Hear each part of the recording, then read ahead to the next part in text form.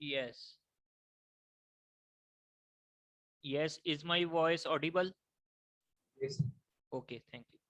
So round robin में हमारे पास क्या था कि लेट अस सपोज ये सीपीयू है और ये रेडी क्यू है।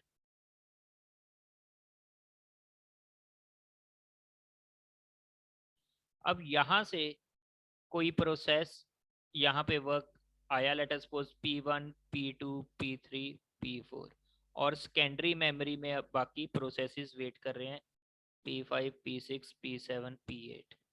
लेट अस सपोज 8 प्रोसेसेस हैं आपके पास सिस्टम में।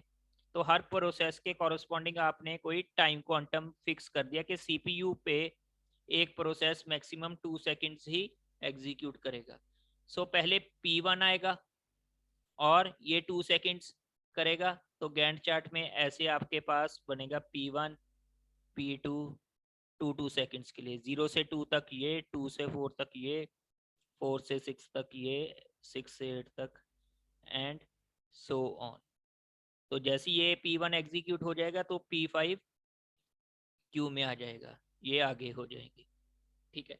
सो इस वे से आपका राउंड रॉबिन एल्गोरिदम चलता है।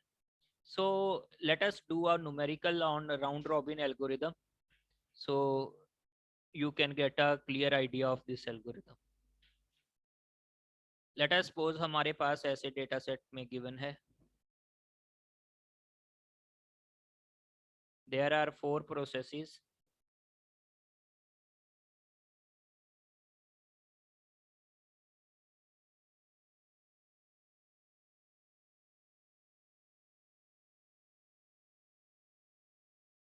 और यहाँ पे लिखा हुआ है burst time. Burst time means CPU burst time. Sir, आपने अभी कोई डेट बताई है उस वो सेशनल की? या डेट आप ये मंडे को रख लो या तो। सर, तो मंडे को क्लास टाइम में होगा? मैं आपको ऐसे करो, मेरे को ना कल याद कराना, तो मैं आपको एक फाइनल तो फिक्स करके बता दूंगा, बस वो फाइनल होगी। ठीक है। वो कल मेरे को मैसेज कर देना जो भी सीआर है आपका, तो मैं बता दूंगा आपको।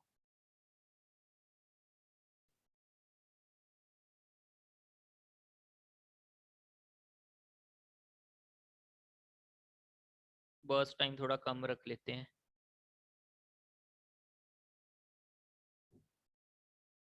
लेट अस सपोज आपके पास ऐसा कोई सिनेरियो है और अब आपने इसको शेड्यूल करना है। तो एट टाइम यूनिट 0 आपके पास एक ही प्रोसेस है सिस्टम में, that is P0। So 0, let us suppose time quantum is 2 seconds. मतलब टाइम क्वांटम का मतलब क्या होता है कि एक प्रोसेस प्रोसेसर पे कितनी देर रहेगा मैक्सिमम। 0 से 2 तक P0 चला तो रिमेनिंग टाइम कितना बचा, 3। अब जैसे मैंने आपको बताया था, इसमें क्या होगा कि बाकी प्रोसेसेस में क्या होता है कि फर्स्ट कम फर्स्ट सर्व से आप ये टाई ब्रेक को रिजॉल्व करते हो। लेकिन इसमें क्या होगा आपके पास, ये जैसे गैंट चार्ट है सीपीयू के लिए, तो यहाँ एक आप रेडी क्यू का भी बना के रखोगे इसके लिए। अब एट टाइम यूनिट 2 आपके पास रेडी क्यू में कौन सा प्रोसेस आ गया है, P1। ये देखो, और ये एट टाइम यूनिट 2 एग्जीक्यूट हुआ है, तो आप P0 को यहां रखोगे। ठीक है। सो नेक्स्ट कौन सा प्रोसेस एग्जीक्यूट होगा, ये P1। ये स्टेप क्लियर है या किसी को डाउट है? ओके। सो पहले P1 हुआ, फिर P0। अब देखो एट टाइम यूनिट 4 ये P1 तो यहां से अब एग्जीक्यूट हो गया वहां पर, P1 अगेन यहां पर आया। ठीक है। So at time unit 4 P0 will again get this। 4 से 6 तक अगेन P0 हुआ, ये 1 रह गया, ये 2 रह गया। अब एट टाइम यूनिट 4 P1 यहां पर आ गया था, एट टाइम यूनिट 5 अब पी नॉट सीपीयू पे एग्जीक्यूट हो चुका है, इसको भी काट दिया। एट टाइम यूनिट 5 P2 आपके पास सिस्टम में आया, ठीक है। और पी नॉट कब आया? एट टाइम यूनिट 6, ठीक है। सो अब at time unit 6 P1 execute हुआ फ्रॉम 6 to 8, तो ये वाला प्रोसेस एग्जीक्यूट हो गया। एट टाइम यूनिट 7 आपके पास P3 आया। क्या P1 दोबारा आएगा यहाँ रेडी क्यू में? नहीं, क्योंकि वो तो एग्जीक्यूट होके टर्मिनेट हो चुका। क्लियर? सो अब नेक्स्ट कौन सा प्रोसेस लगेगा? P2 from 8 to 10, remaining time is 1। अब P2 भी एग्जीक्यूट हो गया और ये लास्ट में आ गया यहाँ। फिर P0 विल 1 सेकेंड का बचा है, तो P0 will work from 10 to 11। Clear? So P0 भी आपका एग्जीक्यूट हो गया, तो ये दोबारा यहाँ नहीं आएगा। नेक्स्ट P3 11 to 13, और नेक्स्ट आपके पास P2 बचा था जो जिसके लिए 1 टाइम यूनिट था। So any doubt in this Gantt chart? This is the main Gantt chart जिसको आपको बनाने के लिए बोला जाएगा एग्जाम में। ये ऑप्शनल है कि रेडी क्यू को आप ऐसे दिखाना चाहते हो या नहीं, लेकिन अगर आपके पास, वरना मैन्युअली इसको याद रखना बहुत मुश्किल हो जाएगा कि आगे कौन से प्रोसेस की टर्न आएगी। So that's why I have made this ready queue. Clear है अब? सो अब आपने कैलकुलेट क्या करना है, यहाँ पर 3 पैरामीटर्स होते हैं जो बेसिकली कैलकुलेट करते हो। One is called waiting time, another one is called turnaround time, another one is called response time। तो ये सभी प्रोसेसेस का एक बार कैलकुलेट करके देखो, ठीक है। सो मेरे को बताओ, ये P1 के कॉरस्पॉन्डिंग, P2 के कॉरस्पॉन्डिंग क्या है, P3 के कॉरस्पॉन्डिंग क्या है, P4 के कॉरस्पॉन्डिंग क्या है, और फिर एवरेज क्या है। So waiting time for P0 arrive हुआ 0 पे, यहां पर इसके लिए कोई वेटिंग टाइम नहीं है, लेकिन यहां पर कितने टाइम यूनिट इसने वेट किया? 2 टाइम यूनिट, ठीक है। 2 यहां पर, फिर 4 यहां पर, 2 + 4 6। Clear? So similarly for P1, यहां पर 2 पे आया तो 0, और यहां पर 2। सो आगे है नहीं P1, तो 2 time units for P1।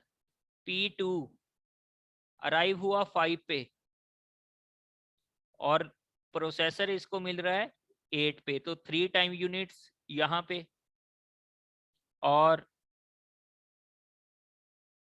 3 time units यहाँ पे, और 10 और 13 3 टाइम यूनिट्स यहाँ पे। कितना हुआ? 6। एंड P3 के लिए कितना होगा भाई? आया 7 पे, प्रोसेसर कब मिला? 11 पे, और कुछ है नहीं तो 4। Is it clear? तो एवरेज क्या होगी? 8 + 6 + 14 + 4 18/4। सो ऐसी टर्न अराउंड टाइम कैलकुलेट करो। P0 के लिए आया 0 पे, टर्मिनेट कब हुआ? 11 पे, सो turn around time will be 11। P1 आया 2 पे, और टर्मिनेट कब हुआ? 8 पे, सो turn around time is 6। P2 आया 5 पे, और टर्मिनेट हुआ 14 पे, turn around time will be 9। P3 आया 7 पे और टर्मिनेट हुआ 13 पे 6. So 11 plus 6 17 26 32/4 that is 8. So what will be the response time? पहली बार अराइव होने के बाद प्रोसेसर कब मिला? सो पी नॉट 0 पे आया पहली बार, प्रोसेसर कब मिला? 0 पे, रिस्पॉन्स टाइम विल बी 0.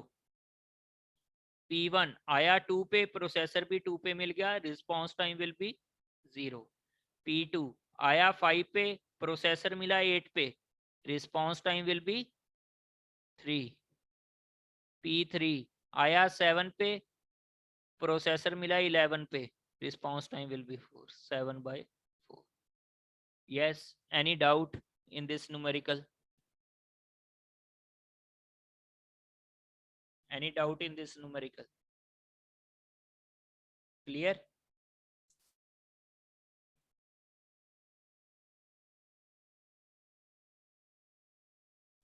अब देखो कुछ क्वेश्चंस हैं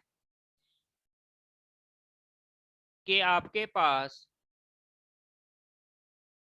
अगर टाइम क्वांटम ज्यादा हो, जैसे यहां लिखा हुआ है, हमने टाइम क्वांटम को Q से रिप्रेजेंट किया, कि अगर आपके पास टाइम क्वांटम ज्यादा हो तो ये कौन सा एल्गोरिदम बन जाएगा? First in first out. ऐसा क्यों भाई? Anyone?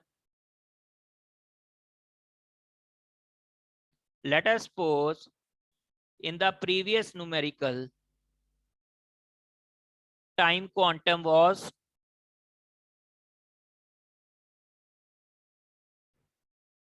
4, or you can say time quantum was 5. So what will happen? सबसे पहले P नॉट आया तो उसको प्रोसेसर मिला, कितने टाइम यूनिट्स तक? 5 तक. फिर P1 आया, उसको प्रोसेसर मिला, कितने टाइम यूनिट्स तक? जितना भी उसका क्वांटम था 4. ठीक है. फिर P2 आया, कितने टाइम यूनिट्स तक? 3 तक, मतलब 2. फिर P3 आया 12 से 14. तो ये कौन सा एल्गोरिदम बन गया? First in first out. ये ऐसा क्यों हुआ? क्योंकि time quantum was too large here. Clear है ये? Yes, any doubt? Okay. So अब अगर टाइम क्वांटम लार्ज है तो ठीक है, लेकिन अगर टाइम क्वांटम कम है तो क्या होगा? बार बार कॉन्टेक्स्ट स्विच होगा. कॉन्टेक्स्ट स्विच मींस यहां से यहां तक देखो कितनी देर बाद आपका प्रोसेसर पे प्रोसेस चेंज हो रहा है. तो यहाँ पर टोटल नंबर ऑफ, अगर कॉन्टेक्स्ट स्विच आपसे पूछा जाए तो कितने हैं? Can anybody tell me? इस गैंट चार्ट में total number of context switches कितने हैं? कई बार ऐसा क्वेश्चन भी आ जाता है. देखो 1 8 sir. 2 3 4 5 6 7. So 7 is the answer. Clear? Any doubt? किसी को कोई डाउट हो भाई?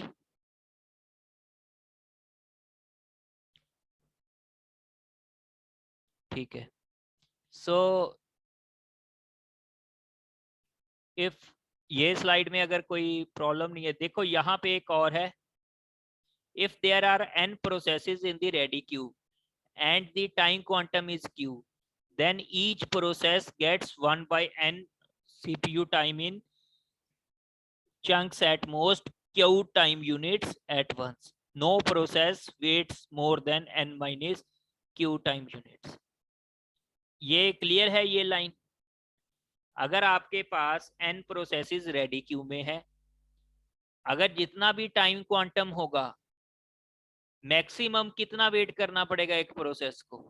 अगर उसकी उस रेडी क्यू में लास्ट में बारी आई तो भी उसको maximum n minus 1 Q multiply by Q time units wait करना पड़ेगा. ये लाइन क्लियर है या डाउट है इसमें किसी को? अगर डाउट है बेटा यही पूछ लो। ये क्लियर है पॉइंट या नहीं? लेट अस सपोज, मैं आपके लिए इजी कर देता हूँ। ये आपकी रेडी क्यू है, P1 P2 P3 है, 3 प्रोसेसेस है। यहां पर आपका CPU है, ठीक है, and time quantum is 2 time units. तो मैक्सिमम टाइम एक प्रोसेस को कितना वेट करना पड़ेगा? My question is that. Yes, देखो कोई भी प्रोसेस पहले यहां से लेट अस सपोज P3 गया, तो P2 को कितना वेट करना पड़ेगा? 2। तो जो P1 होगा इसको कितना वेट करना पड़ेगा? 4, अपनी बारी के आने के लिए। तो 4 है, तो n कितना था हमारे केस में? 3 प्रोसेसेस थे, 3 - 1 और मल्टीप्लाई बाय 2, तो ये 4 ही आना था ना। Is it clear?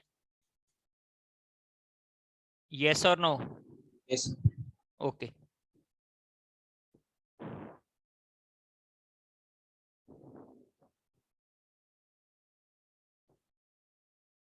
ये तो हमने अब इससे मुश्किल न्यूमेरिकल्स कर लिए, ठीक है। अब यहां पर देखो, मान लो एक ही प्रोसेस है आपके सिस्टम में और उसका टाइम यूनिट है, प्रोसेसिंग टाइम है, बर्स्ट टाइम है मतलब 10, और टाइम क्वांटम दे दिया आपने 12 का। तो कितने कॉन्टेक्ट स्विच हुए? Total number of contact switch will be 0। और अगर 6 है टाइम क्वांटम, तो कितने कॉन्टेक्ट स्विच हुए? 2, चाहे एक ही प्रोसेस है। प्लीज लिसन, ये मैंने लास्ट टाइम भी आपके ये जो ब्रेक से पहले डिस्कस किया था।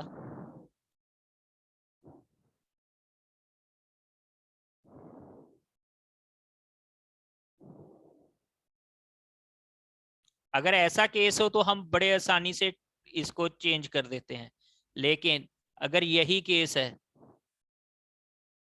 P एंड बर्स्ट टाइम, सो एक ही प्रोसेस है P0 और उसको 10 टाइम यूनिट्स हैं, तो अगर क्वांटम 12 है तो पूरे का पूरा यहाँ पे क्या होगा? P0 ही चलेगा। लेकिन अगर टाइम क्वांटम 6 भी है तो पहले 6 टाइम यूनिट्स के लिए P0 चलेगा और अगेन 4 के लिए P0। तो ये 2 बारी होगा राउंड रॉबिन में। क्यों राउंड रॉबिन का प्रोसेस क्या कहता है? कि पहले प्रोसेस सीपीयू के पास एग्जीक्यूट होगा, फिर प्रोसेस रेडी क्यू में दोबारा जाएगा, फिर दोबारा सीपीयू के पास होगा। तो ये ऐसे वाला सिर्फ और सिर्फ राउंड रॉबिन में ही पॉसिबल है और कहीं नहीं। अगर यही आपके पास प्रायोरिटी बेस्ड शेड्यूलिंग भी होता तो आप टाइम ये कॉन्टेक्ट स्विच अलग अलग नहीं दिखाते, इकट्ठा ही करते। लेकिन राउंड रॉबिन के केस में चाहे एक ही प्रोसेस है, आप अलग अलग टाइम स्विच या कॉन्टेक्ट स्विच दिखाते हो। सो लेट अस सपोज यहां इन्होंने कितना दिखाया? टाइम क्वांटम इज 1, तो सभी पे P0 P0 P0। So total number of contact switch here is 9. Is it clear?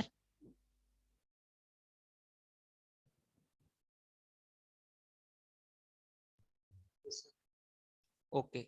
सो अब आगे देखो, अब अगर इसको बुक में आप डायरेक्टली पढ़ने जाओगे तो थोड़ा स्टूडेंट अगले एल्गोरिदम में कंफ्यूज हो जाते हैं। इसके ऊपर जनरली थ्योरेटिकल क्वेश्चंस ही आते हैं, इसके ऊपर न्यूमेरिकल क्वेश्चंस नहीं आते। Next is multi level queue scheduling. अब मल्टी लेवल क्यू शेड्यूलिंग का मतलब क्या है? कि आपके पास सिर्फ एक ही रेडी क्यू नहीं है, आपके पास मल्टीपल क्यूज हैं। कभी आपके इन प्रोसेसेस की बारी है, कभी इन प्रोसेसेस की, कभी इन प्रोसेसेस की। सो आप इनमें कैसे करोगे? सो ये एल्गोरिदम कहता क्या है, ठीक है, आपको इसको समझने के लिए लेट अस सपोज आपने देखा होगा कि सबसे हाईएस्ट, लेट अस सपोज कोई आपके इंस्टीट्यूट में या कॉलेज में कोई सिस्टम है, उसके ऊपर आपने हाईएस्ट प्रायोरिटी दी हुई है जो सिस्टम के प्रोसेसेस हैं। सेकंड नंबर पे है इंटरेक्टिव प्रोसेसेस, थर्ड नंबर क्या है, इंटरेक्टिव एडिटिंग प्रोसेसेस। फोर्थ पे बैच प्रोसेसेस और लोएस्ट प्रायोरिटी दी हुई है स्टूडेंट के प्रोसेसेस को। सो अब इसमें अगर मैं बोलूं कि अगर यहाँ पे कोई भी जितने भी प्रोसेसेस हैं, सिस्टम प्रोसेसेस हैं, पहले उससे पहले हर एक क्यू का अपना शेड्यूलिंग एल्गोरिदम है, इंडिविजुअल। हर एक क्यू का अपना शेड्यूलिंग एल्गोरिदम है। और अगर मैं ये बोलूं कि इस स्टूडेंट सिस्टम प्रोसेसेस की सबसे ज्यादा प्रायोरिटी है, तो इसका मतलब क्या होगा कि हमेशा पहले यही प्रोसेस चलते जाएंगे। तो फिर ये वाले जो स्टूडेंट के प्रोसेसेस हैं, ये तो बेचारे स्टार्व करते जाएंगे हमेशा ही। तो अब इन्होंने ऐसा सिस्टम करने के लिए क्या किया कि सभी की बारी आए। तो इन्होंने जैसे प्रायोरिटी शेड्यूलिंग में हम एजिंग का कॉन्सेप्ट लगाते हैं, यहां पर कॉन्सेप्ट इन्होंने किया है टाइम स्लाइस। ठीक है, कि each queue gets a certain amount of time slice which it can schedule among its processes। ठीक है, अब इन्होंने क्या किया कि सबसे पहले अगर कोई सिस्टम प्रोसेसेस है, उनको आपने 80% दे दिया, रिमेनिंग 20% आपने स्टूडेंट प्रोसेसेस को दे लिया। अगर मान लो सिर्फ दो ही क्यूज अलग अलग होती तो आपने ऐसा कर दिया, तो पहले यहां पर जाता, फिर ये वाला वर्क करता। ठीक है, ताकि आपके पास कोई भी प्रोसेस या कोई भी क्यू स्टार्व ना करे। ये कॉन्सेप्ट क्लियर है या नहीं? देखो अगर मैं इसको इजियर, लेट अस सपोज आपके पास 3 क्यूज हैं, हर क्यू का अपना शेड्यूलिंग एल्गोरिदम डिफरेंट है।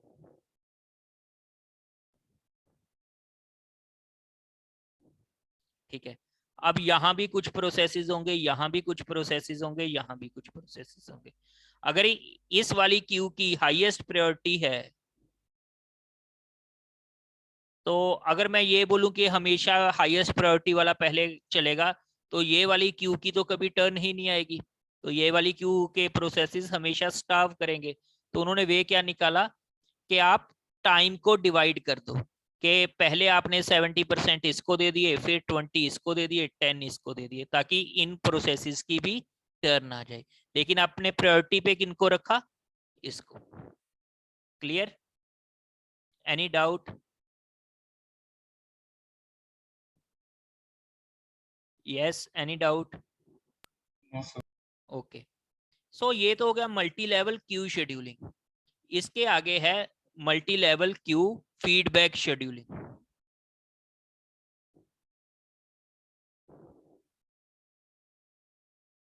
ये अब यहां पर क्या है कि आप फीडबैक लेते जाते हो।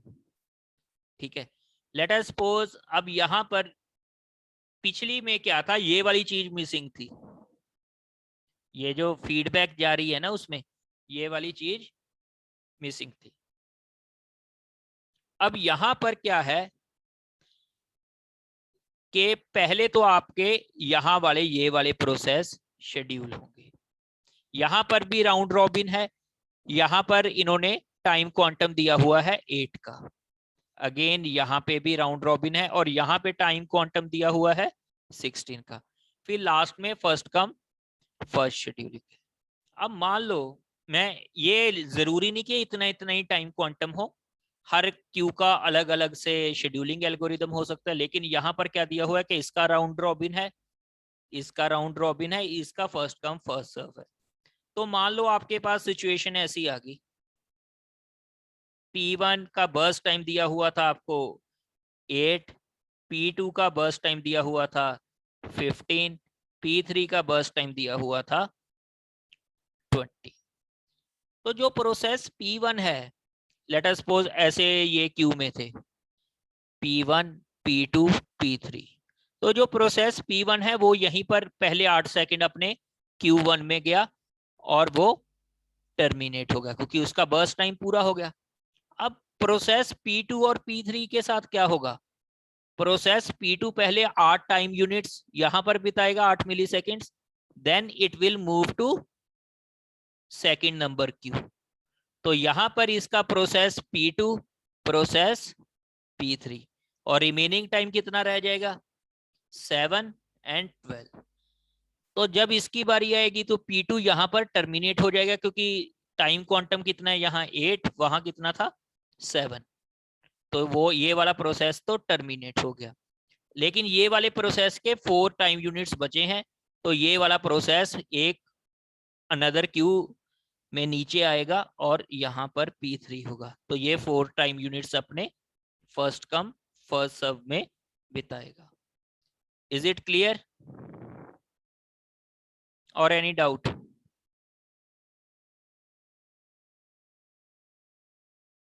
यस, किसी को कोई डाउट हो?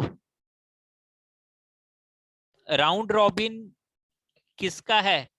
Q1 का भी और Q2 का भी। Q3 में फर्स्ट कम फर्स्ट सर्व है। यहां पर हमें दिया हुआ है कि अगर आपके पास 8 मिली सेकेंड्स तक है तो आपका पहले क्यू में जाएगा, दूसरी बारी में अगर उससे बड़ा है तो वो वाला प्रोसेस शिफ्ट हो जाएगा Q2 में, फिर Q3 में। तो इसका बेनिफिट कोई बता सकता है? कोई एनीवन? इसका बेनिफिट क्या होगा?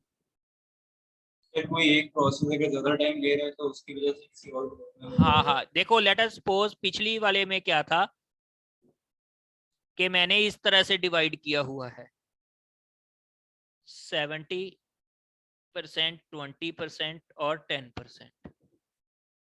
तो यहाँ पर हाईएस्ट प्रायोरिटी के प्रोसेसेस, मतलब इनको ज्यादा टाइम यूनिट्स मिलने हैं, तो ये जल्दी प्रोसेस हो जाएंगे। जो लेंथी हैं वो डिमोट होते जा रहे हैं, और ताकि जो नए प्रोसेसेस आ रहे हैं उनको ज्यादा टाइम मिल सके।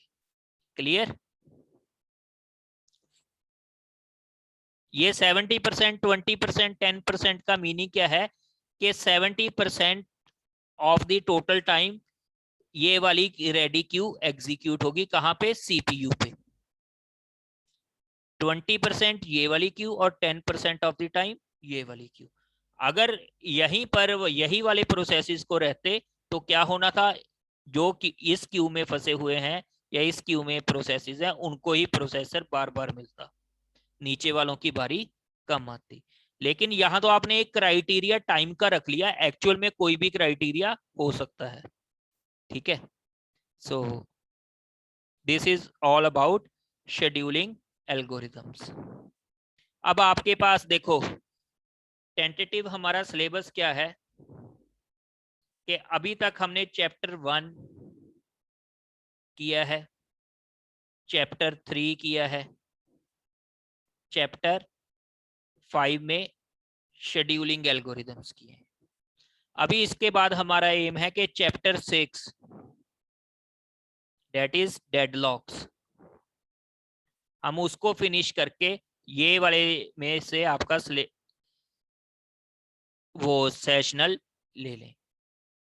जो आपके पास इसका रिमेनिंग बचा है चैप्टर 2, चैप्टर 1 का भी थोड़ा सा पार्ट बचा है, चैप्टर 5 का थोड़ा सा पार्ट बचेगा, एंड चैप्टर 3 का तो नहीं बचा, हाँ चैप्टर 4 बचा है।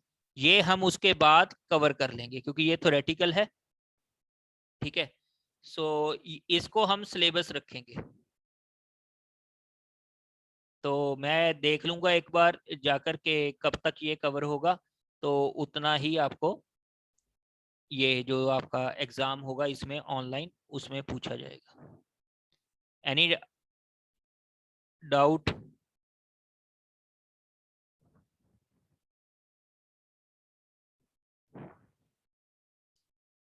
Yes, so let us do a numerical. देखो बिल्कुल सीधे न्यूमेरिकल नहीं आएंगे, तो यहाँ पर ये एक गेट का न्यूमेरिकल दिया हुआ है। अब यहाँ पर देखो consider 3 processes, process ID 0, 1, 2 respectively with compute times bus 2, 4 and 8 time units. All process arrive at time 0. Consider the longest remaining time first. आपने ऐसा कौन सा एल्गोरिदम पढ़ा है अभी तक सिलेबस में? Shortest remaining time. ठीक है, लेकिन यहां पर उसको घुमाकर पूछ लिया गया है लॉन्गेस्ट रिमेनिंग टाइम।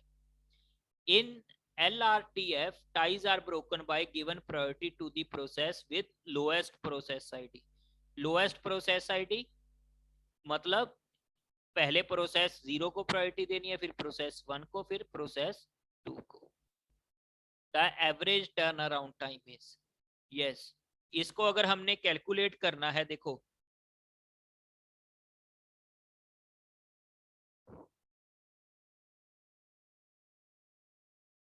प्रोसेस 0 का 2, प्रोसेस 1 का 4, प्रोसेस 2 का 8।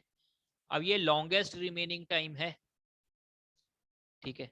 सो at time unit, sorry Gantt chart draw करना था, यस सबसे पहले कौन सा टाइम यूनिट भाई लॉन्गेस्ट रिमेनिंग टाइम है, कौन सा प्रोसेस का लॉन्गेस्ट रिमेनिंग टाइम है? P2 का, सभी 0 पे अराइव हुए हैं। सो 0 से 4 तक P2 जाएगा, इसमें किसी को कोई डाउट? तो रिमेनिंग टाइम कितना रह गया? 4। अब इसने बोला कि जब रिमेनिंग टाइम क्या हो जाए, सेम हो जाए, तो टाई कैसे ब्रोक करोगे? जिसकी प्रोसेस आईडी कम है। सो 4 से 5 तक कौन सा चलेगा? P1, तो ये 3 हो गया। देन P2, ये 3 हो गया। क्लियर? तो ऐसे ही ये चलता जाएगा, और यहां पर क्या आएगा? Yes, can anybody tell me? P1 7, P2, अब तीनों का 2, P0,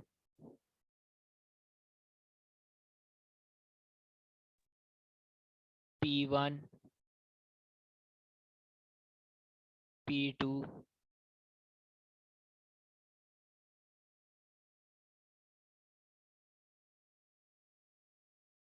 यस।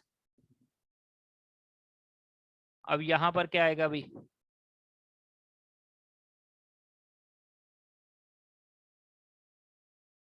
Yes, anybody?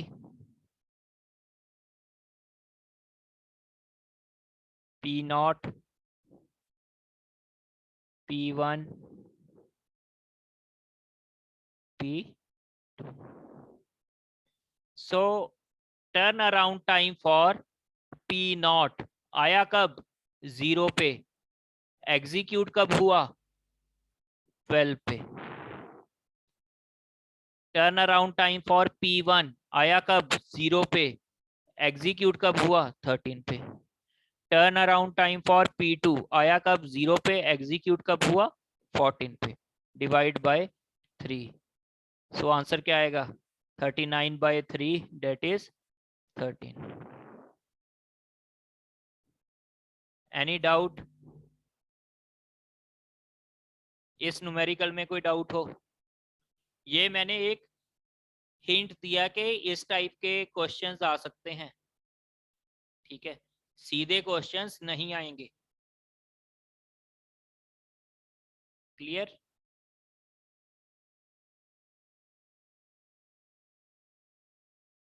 ये हम कर चुके हैं, किया था ना हमने ये न्यूमेरिकल पहले, ये वाला हम कर चुके हैं। So we will skip this. Yes, देखो मैंने बता दिया है कि 2 हैं, लेकिन फिर भी सभी अपना सॉल्व करें प्लीज। सभी एक बार अपना सॉल्व करो, अगर नहीं हो पा रहा तो मेरे से डाउट पूछो। Consider 3 CPU intensive processes which require 10, 20 and 30 time units and arrive at time 0 to 6। so अगर आप इसको फटाफट सॉल्व करना चाहो, ठीक है। सो यहाँ पर 0 to 6 arrival time, burst time क्या है? 10, 20, 30। How many contexts which are needed if the operating system implements shortest remaining time first scheduling algorithm? Yes, कैसा बनेगा इसका? शॉर्टेस्ट रिमेनिंग टाइम पूछा है, ये तो बिल्कुल सीधा सा था, P0, P1, P2। तो कितने कॉन्टेक्स्ट स्विच बने? 2। इज इट क्लियर और नॉट? देखो सिर्फ स्टेटमेंट सी बड़ी दी हुई है। अब यहां पर मैंने इसको सीधा ही क्यों लिख दिया, क्योंकि ऑब्जेक्टिव टाइप था तो मुझे इतना लिखने की रिक्वायरमेंट नहीं थी। ये ऐसे बनेगा ना, शॉर्टेस्ट रिमेनिंग टाइम पूछा हुआ था तो आपने ऐसे ही कर दिया। Clear?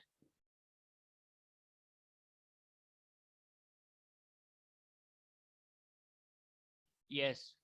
Consider 3 processes P1, P2 and P3 shown in the table. देखो ये आपके क्विज की एक तरीके से रिहर्सल हो रही है। The completion order of 3 processes under the policies of FCFS and round robin algorithm, scheduling algorithm with quantum time of 2 time units are first come first serve में गैंट चार्ट क्या बनेगा? सबसे पहले P1, फिर P2, फिर P3। हमसे पूछा क्या गया था? ऑर्डर। तो फर्स्ट कम फर्स्ट सर्व का तो सिंपल था, लेकिन राउंड रॉबिन में क्या बनेगा? With time quantum of 2। सो सबसे पहले 0 से 2 तक P1, रिमेनिंग टाइम 3। 2 से 4 तक P2, रिमेनिंग टाइम 5। 4 से 6 तक P3, रिमेनिंग टाइम 2। 6 से 8 P1। 8 से 10 P2। 10 से 12 P3।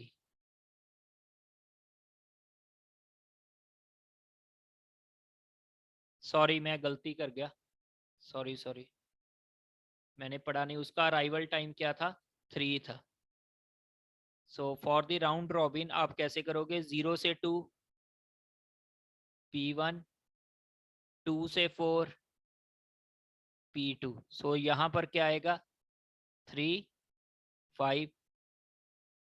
अब देखना है कि आपने यहाँ पर अगर रेडी क्यू बनाई होती, देखो यहाँ पर यही रेडी क्यू बनाने का फायदा है कि सबसे पहले P1 था क्यू में, फिर P2, फिर P1 एट टाइम यूनिट 2। सो P1 यहाँ पर आया, फिर P2 गया, फिर P1 आया एट टाइम यूनिट 3, P3 आया। सो यहाँ पर 4 से 6 कौन सा चलेगा? P1। फिर 6 से 8 P3 एंड देन P2 था 8 से 10। फिर 10 से 11 P1। 11 से 13 P3। चलो जो भी रिमेनिंग रहेगा उसके, तो ऑर्डर क्या आएगा? P1, P3, P2। Yes. Is it clear और not? Any doubt? Any doubt? No sir. Okay.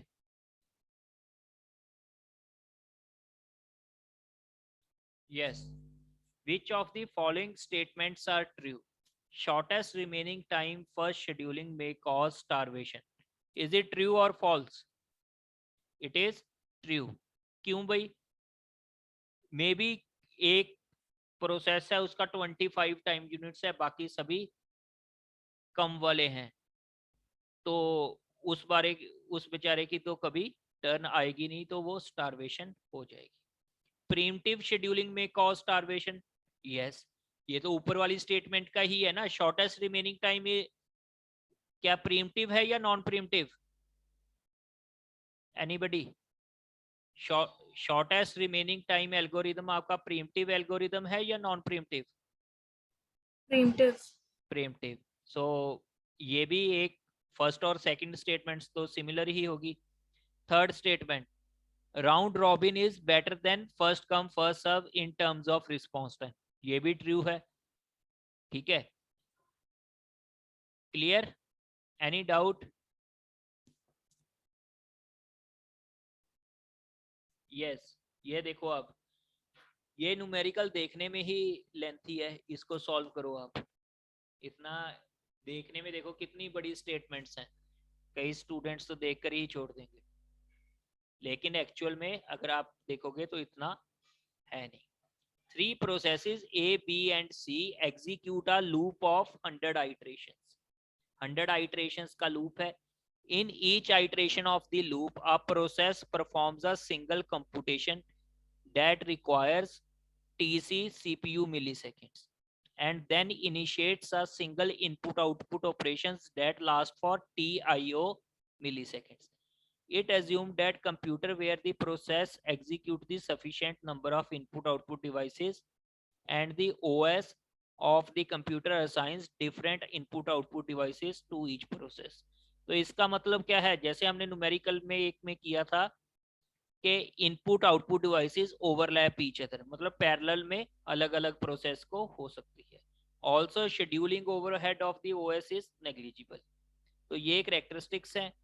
Arrival time दिया हुआ है 0, 5 एंड 10 मिली सेकेंड्स, और आपने अब इन अ राउंड रॉबिन शेड्यूलिंग और टाइम क्वांटम है आपका 50 मिली सेकेंड्स का. The time in milliseconds at which process C would complete its first input output operation. तो लूप का तो कोई रहा ही नहीं, जो इन्होंने बोला हुआ है कि execute a loop of 100 iterations. क्यों, इन्होंने क्या पूछा है कि प्रोसेस सी कब कंप्लीट करेगा अपनी first input output operation. Yes, so इसको अगर आप देखोगे, सबसे पहले प्रोसेस ए आया और टाइम क्वांटम कितने का दिया हुआ है इन्होंने, 50 का.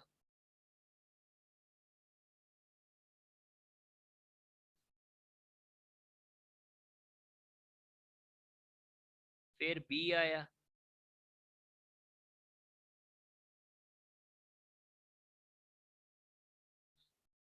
ठीक है.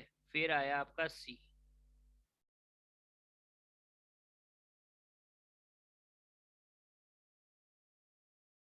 अब इन्होंने देखो आपके पास क्या पूछा है कि पहले आपकी टीसी कंप्लीट होगी, बाद में इनपुट आउटपुट ऑपरेशन के लिए जाएगा. सो देन अगेन ए, ठीक है, देन अगेन बी,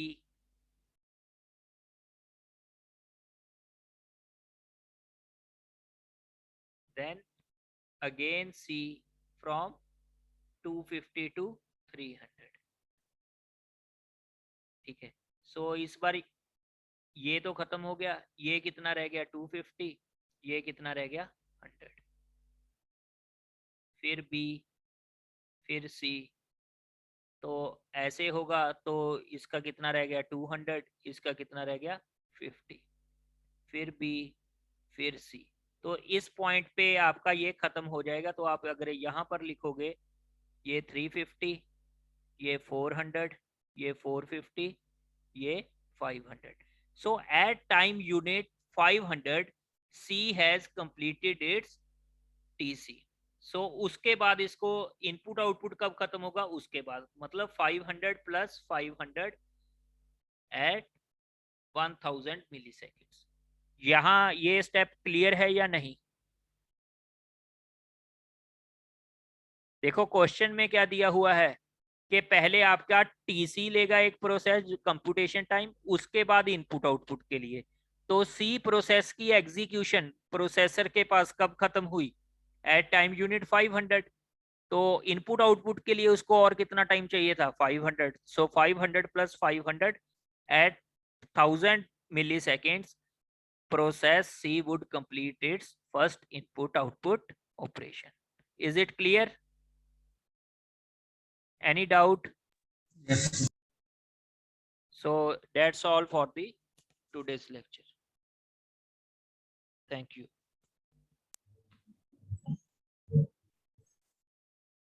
सर आप वो क्विज हमारी सैटरडे संडे रख सकते हो?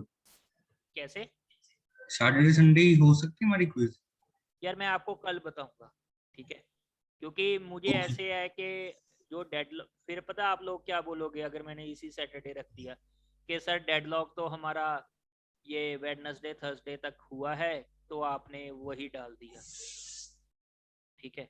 फिर आपकी तरफ से क्वेश्चन आएगा ये, तो ओके सर।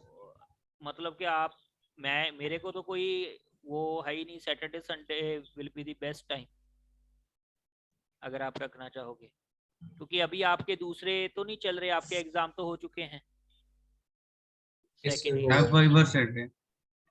ठीक है। सो आप एक बार डिसाइड भी कर लो, एक आप अपना टाइम मुझे एक बार बता दो कि मोस्ट ऑफ द स्टूडेंट्स किस टाइम को प्रेफरेबल है, तो मैं मे बी सिलेबस को उस हिसाब से मॉडिफाई करके आपको करा पाऊँ, ठीक है।